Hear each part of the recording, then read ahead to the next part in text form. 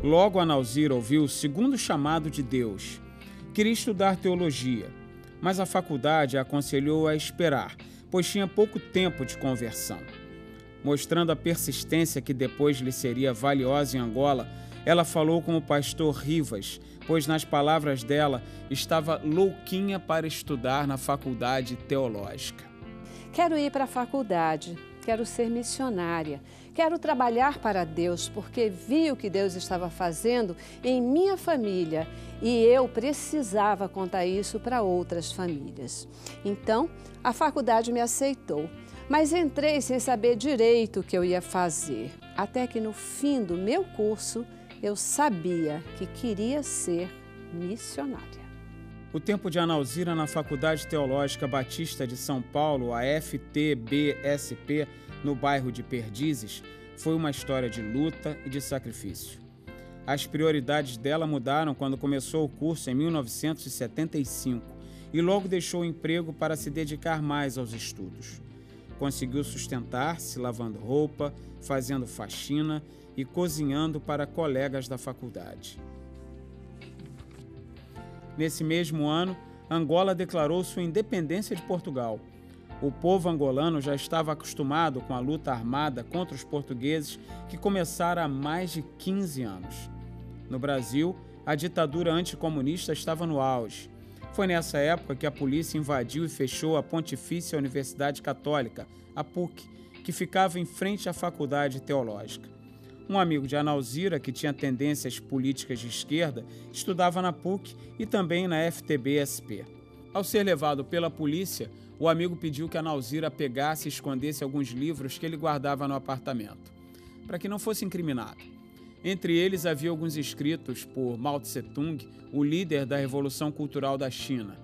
O deão da FTBSP descobriu o que acontecera e quase expulsou Analzira da escola.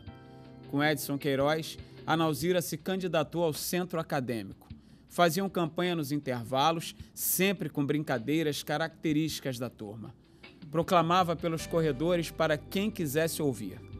Eu prometo liberdade de culto. Quem quiser pode falar em línguas. Era aquela bagunça. Acabei ficando muito carimbada lá. Eu era muito bagunceira mesmo. Chamavam-nos de chapa do poder por causa das nossas tendências pentecostais.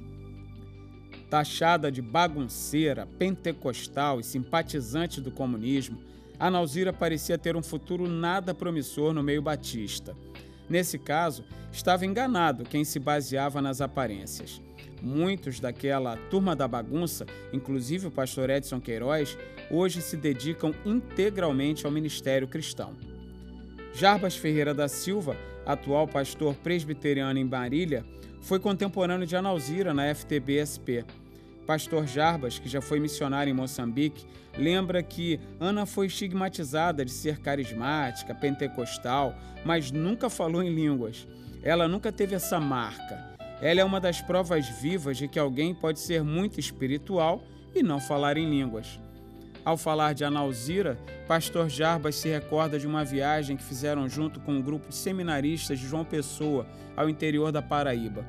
Nesse contato e outros, ele percebeu que Ana tem um tipo de discernimento espiritual incomum, uma mistura de feminilidade com espiritualidade e bagagem, esse triângulo.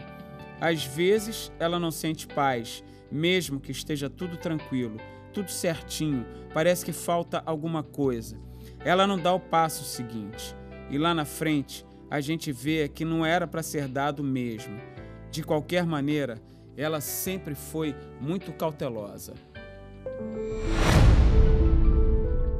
O chamado missionário de Analzira certamente recebeu reforços decisivos de vários professores que lecionavam na FTBSP naquela época, mas o maior incentivo veio do Dr. Russell Shedd. Analzira relembra aqueles dias em que ela começava a ouvir o chamado de Deus. Meu chamado foi um pouco tumultuado. Eu tinha certeza de que Deus queria a minha vida em um serviço específico. Hoje falo sempre para as pessoas, vocês estão numa época maravilhosa. No Brasil todo se fala de missões, há tantos missionários, tantos cursos, tanta coisa. Na minha época não tinha nada. O que falavam para mim era, tá, fica aí, quietinha. Não davam crédito. Não havia quem me aconselhasse. Quando tudo começou, eu falava ao pastor e a alguns líderes, olha, eu sinto que Deus quer minha vida e eu não sei como é isso. Mas em vez das pessoas me dizerem, vem aqui, vou orar com você, só atiravam em minha cabeça e diziam, imagine, você está louca. Não tive nenhum apoio. Quando as coisas foram clareando mais e definindo que meu chamado era para fora, aí é que piorou. Ninguém acreditou em mim, ninguém me levou a sério. As únicas pessoas que acreditaram em mim foram 2 ou 3 amigos, entre eles o Dr. Chet. Nunca me esqueço de quando ele me disse, você quer ir para a África, Nauzira?